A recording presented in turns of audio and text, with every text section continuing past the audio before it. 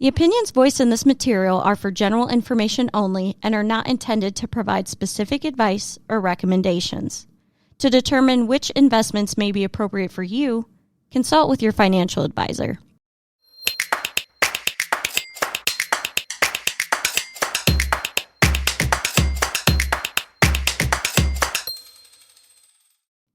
They say money talks, but in many households, it's silent. A report from Fidelity Investments found 56% of Americans say their parents never discussed money with them. With Father's Day right around the corner, we're focusing on how generational financial attitudes and lessons shape our beliefs and behavior, and analyzing the inherited financial advice that remains true and what has changed. Joining me today is Jason Burnett. He's the president and CEO of American Financial Services.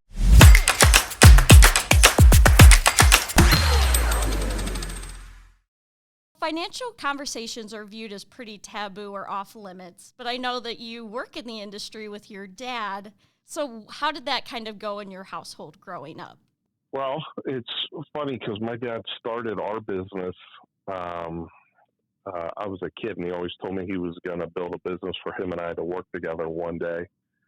And it wasn't until I started working with him when I realized how difficult that was at the time. You know, I didn't have to do the suffering as a startup business owner. My dad was very anal about keeping records. Yeah. And I can remember sitting with him, and we used to have a little office in our house, and he had just a legal pad, which, by the way, nothing's changed because today he still does his bills the same way. But he has all his bills written out, and my mom used to sit there and write the check out to whoever, you know, cable, gas, electric, mortgage. And he would have his check register kept to a fine fee. He knew every penny that was in there. And every day when he'd get home, he'd sit there. And back then, I don't know if you remember, but you used to have to call the bank to get your updates. Yeah. And he would check to make sure everything cleared or didn't clear. And then he would call the bank the next day if something didn't clear. And he still does that to this day. He doesn't pay anything online. He's very old school. And I remember sitting there with him, and he would always tell me, you have to keep your ducks in order, keep track of everything. And that's the very first memory that I have with him, you know, which I still keep stuff intact. But, you know, I use a credit card for everything now, and I could just show you one thing where all your charges went for the month.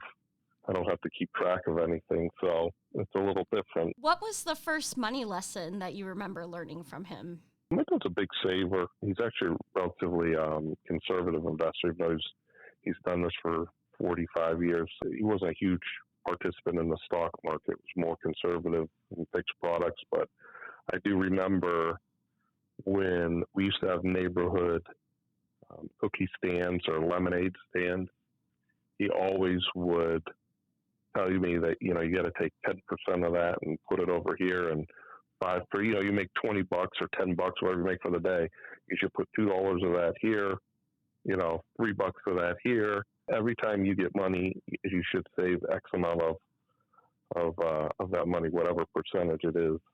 And I remember getting my first job and putting money away each pay and opening up a savings account. So those stuck with me, but that's the first one I can actually remember. Yeah, that's a great lesson because adults still to this day cannot do that. Well, you're telling me. I work with them every day. So were you always interested in kind of working in the financial sector, or how did that come about with you and your dad?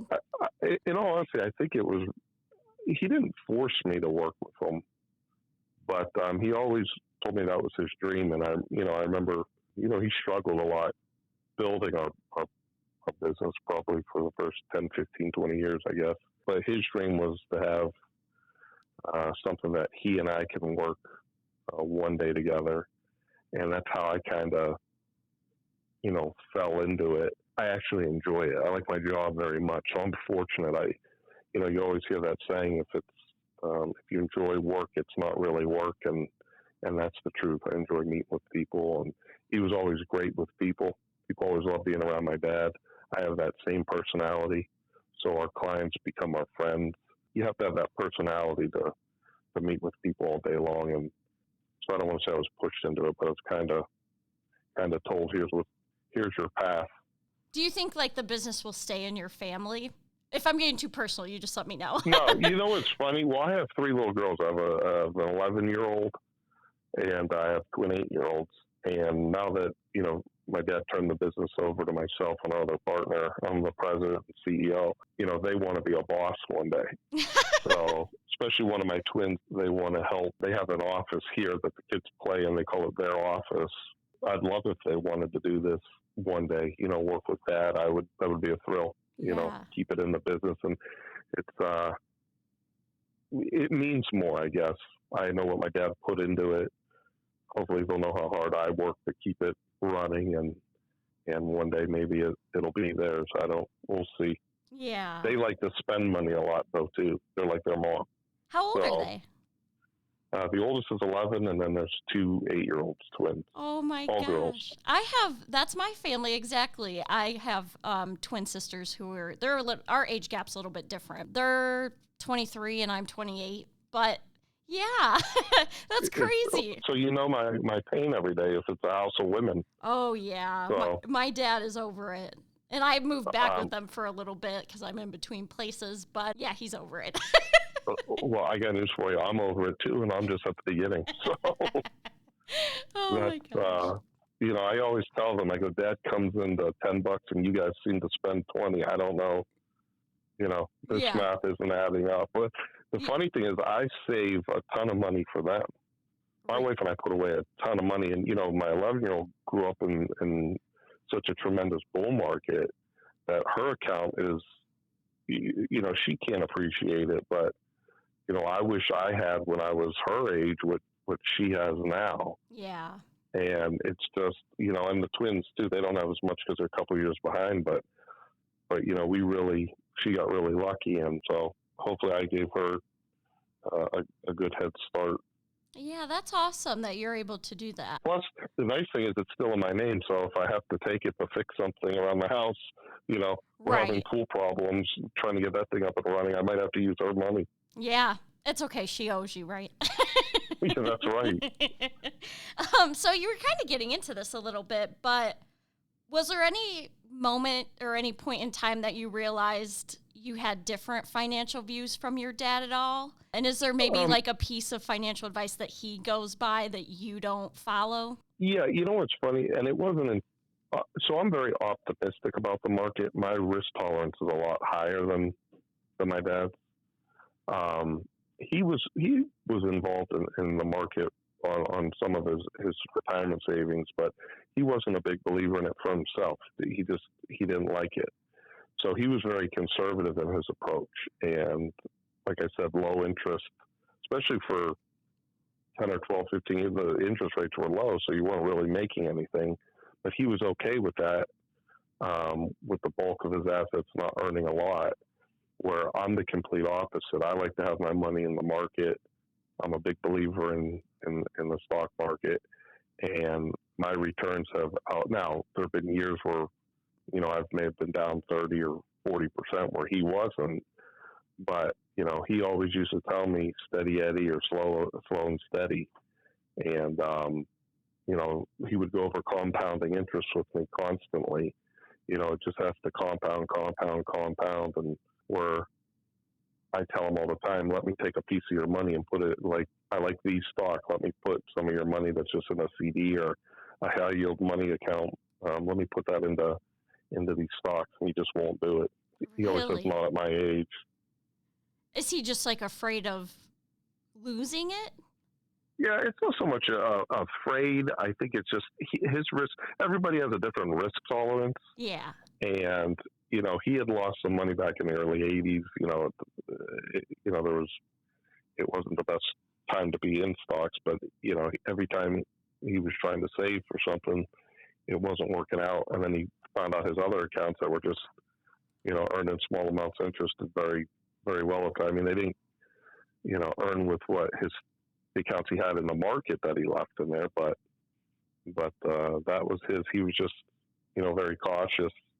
And I think it's funny because he does financial planning for a living, but, we have clients that come in and some of them just aren't risk takers. So you have to plan accordingly.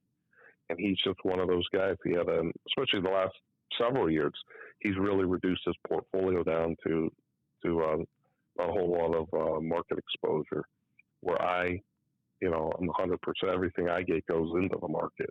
Right. So that's where we kind of differ. As a financial expert and as a dad yourself, do you see generational patterns in your clients' habits or financial beliefs, especially like when it comes to lessons that have been passed down? Or do you notice like a difference in how you kind of teach your kids? I know they're young, but how you kind of talk to them about money?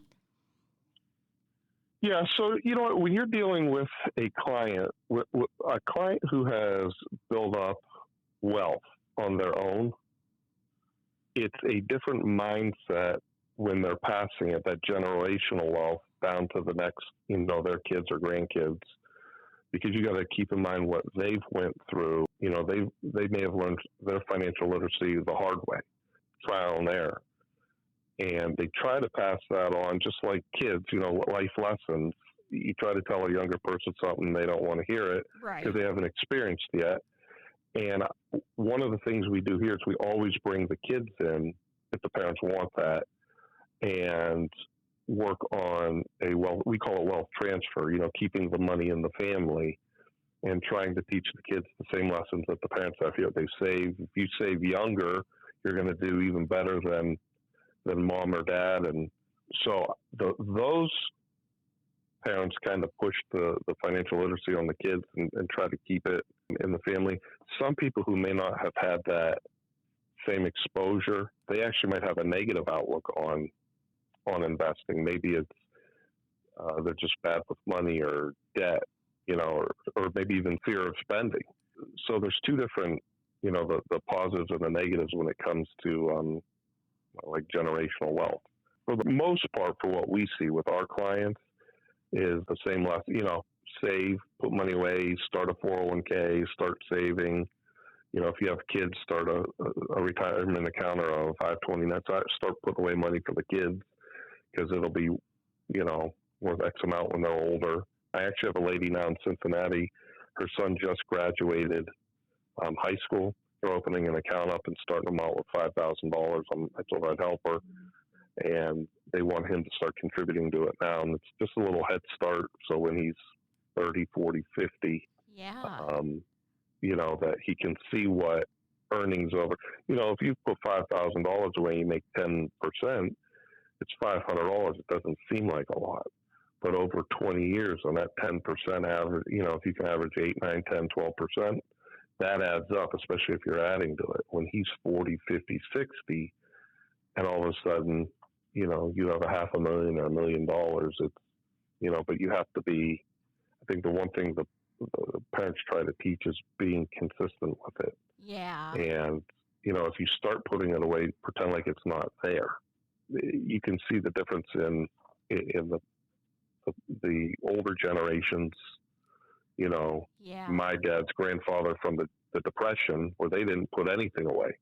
Everything was saved in the backyard or, coffee cans because of what happened to the banks during the Depression. Yeah. You didn't charge anything. If you bought something, it was cash. And, so here come the boomers. And, 50% of boomers screw everything up anyway.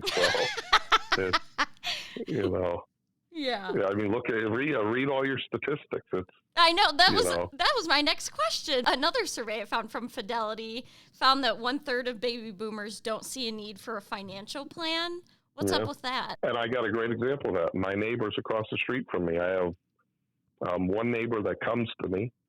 We put a plan together for her and her husband, and she thanks me all the time. We were just at a Memorial Day picnic with them. Yeah. And she was telling me how great their portfolios and how happy she is that they came in. The neighbor a few houses down, he always talks about how he does everything himself, which is okay if you understand it. But he doesn't have a financial plan. But what he tells me, he's just in an S&P fund, and he really, I can tell by the way he talks, he doesn't really understand how mutual funds work and capital gains. And, he has 10 mutual funds, and he doesn't realize he's invested in all the same stocks because all those growth funds hold all the same investments in them. Oh, And wow. now he's done well. I mean, he's in the S&P for a portion of his portfolio, so he's averaging, 7 to 8, 9%. So he's happy with that. And if he's happy with it, it's okay. But he doesn't have his money identified where we break it up. Yeah. You have your miscellaneous money, you have your money coming in every month, you have your long-term money, you have your estate planning done. You don't have to worry about everything. One bucket fills the next, and it's consistent. It happens every year. And, if we have to alter anything or whatever, and then when the time comes, you pass, everything's already done.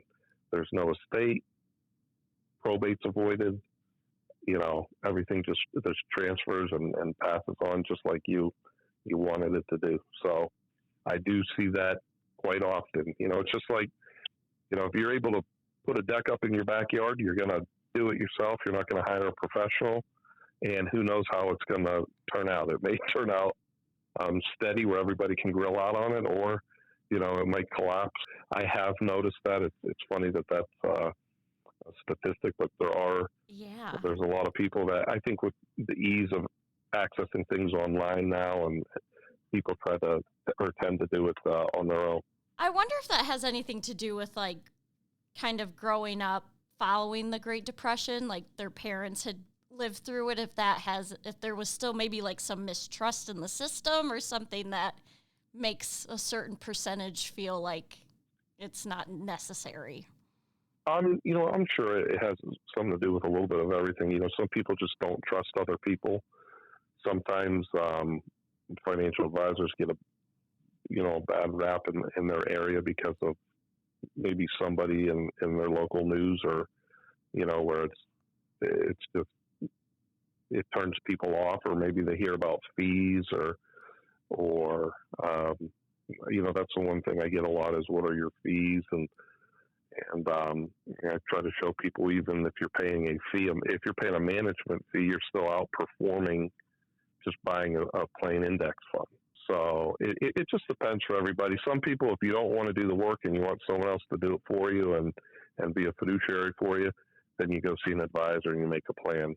Others, if that's, whether it comes from the depression, or maybe they don't like spending money, or their scare tactic, whatever it may be, I don't think that I truly know, but I see that here on a monthly basis. Yeah, that's wild. If you could, and I don't know if you have an answer to this, but if you could go back and give your dad one piece of financial advice, kind of based on your lived experiences and what you know now, is there anything that you would go back and tell him if you could? Oh, yeah. I would have told him to put all his money in the market. Yeah. He could have had, 10 times what he has. The market comes back 100% of the time. It always has, and I would have, I'd go back and tell him to buy at Amazon in 1999 and Apple, maybe even some Bitcoin, in 2008 or 9 or whenever it came out. So, yeah, I would tell him to be a little more conservative a little more aggressive and not so conservative. I tell him that now, by the way. Yeah. And he's like, no, I'm not listening to you. I'll go over to his office and say, hey, I'm going to buy this, this, and this. You want anything? And he'll go, no. Leave me alone. Yeah. That's funny. What advice do you have for other dads or parents out there when it comes to kind of teaching your kids financial literacy, or trying to kind of get them set up? That's actually a tough question. The people don't want their kids to be spoiled. And we spoil our kids. Our kids are so entitled now. As a father of an 11-year-old girl and a twin 8-year-old girls, especially as a father, when they want something, I like to get it for them. Yeah. But you want them to appreciate the value of everything. But we try to teach them, they have a jar they save every year, change, money, whatever it is. Every year on their birthday, we open up their jar, and it's usually between $200 and $300 they save, but that goes into their investment accounts. And it's like a fun thing that we do. And my wife and I will match whatever they saved up throughout the year. Oh, how cool.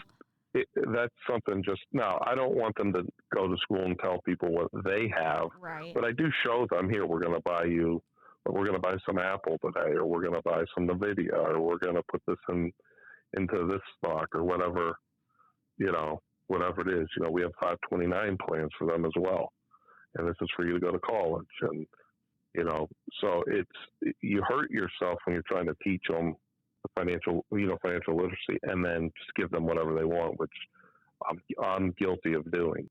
My daughter broke her hoverboard, and she wanted a new hoverboard. Well, I think they were $200-300. So I bought one for her because all the other kids had one. I didn't want her to be without it, but the truth is, she should have taken better care of the one she had. Yeah. I wouldn't. I got news for you now. My mom wouldn't have got me a new hoverboard if they had those when I was a kid. So, she would have told me to walk. She would have said you had the one that I got you, and that's that. Yeah, but see, I'm weak. I got daughters. So when they go, Daddy, can I have this? Yeah, let's go get it right now. So it's a double-edged sword. But advice to parents would be at least start saving. Maybe you don't have to even discuss it with the kids when they're, my kids' ages. But as they get older, start showing them what savings can do. When you start a 401k, I always am willing to talk to a young person. I don't turn anybody away. They may not be a client, but come in, I'll show you a couple things. But putting away $50 a pay or $75 a pay is not going to hurt you. You're not even learn to live without it and pretend it's not there. The more you can put away, the younger you are, you can't preach how far ahead you will be. And everybody wishes, every client comes in here says the same thing. I wish I would have put more away when I was younger, started younger, I did the same thing. I messed up my credit when I was young. It took me 5-6 years to pay off all my debt. So I had a late start. So, trying to catch up when you're 30 versus 22, it's a big difference that you miss out on. So, and that's what I try to stress, but maybe not talk to them when they're 8 or 10 or 12, whatever, but definitely show them, hey, 15 years old, you get a job, 16, take 10% of that and throw it in the savings account and do not touch it. My niece, who's actually babysitting today, she's 16. She just got her driver's license. She's learning a valuable lesson now. My brother-in-law bought her a brand new car, but the agreement is she has to pay the insurance and the gas. Well, she underestimated how much insurance and gas is. Yeah. So especially on a new car.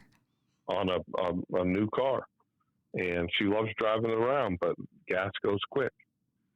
So she, at 16, she's just learned a lesson. So now instead of going to Starbucks all the time, maybe drink a coffee at home and put the $8 into your gas tank. So I guess there's always lessons to be learned. I may not be the best at answering it as far as because I'm guilty of certain things, but I think that anything you can do, anything to teach the kids to start saving. Hey, throw just every day. I don't know if people still carry change as much anymore. I don't, but they take $1 or whatever I throw in that change dish and take it out, put it in your piggy bank, and on your birthday, we're going to open this up. And every year, it's $200 or $300. Yeah. Well, I think that's everything I have for you. Is there anything that you wanted to throw in or say that I didn't ask, maybe? No, I appreciate you giving me the opportunity. Happy Father's Day to all the fathers out there. And, remember to tell your dad if you can, that you love him.